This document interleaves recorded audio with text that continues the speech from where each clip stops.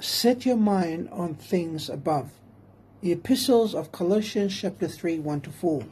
Good morning, family. See, in Colossians 3, 1-4, the Apostle Paul gives us a powerful invitation about how Christian should think and live.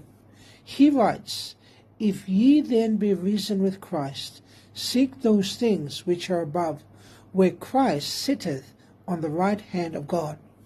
See, Paul tells us that the key condition for being heavenly minded is that we must first be risen with Christ. What does that mean? See, it means that old life, the life controlled by sin, selfishness, and worldly priorities, has died. And through Christ, we are raised into a new life. See, when someone truly experiences Christ, their mindset begins to change. Their priorities change. Their focus change. Paul then says, set your affections on things above, not on things on the earth. You see, now, this does not mean that Christians ignore their responsibilities on earth. We still work, raise families, and serve our communities and care for people. But our hearts and priorities are guided by heaven.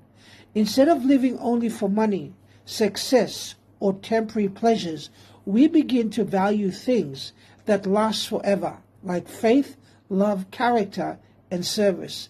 The question is why? The reason why is because Paul reminds us, your life is hid with Christ in God.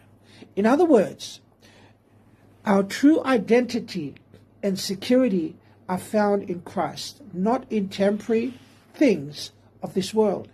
And then Paul ends with a beautiful promise. When Christ, who is our life, shall appear, then shall he also appear with him in glory.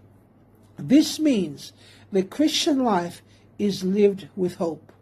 We are not just living for today. We are living with eternity in view.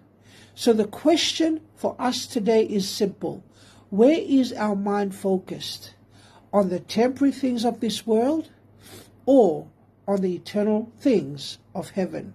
See, when we walk with Christ, our mind slowly shifts from earth to eternity.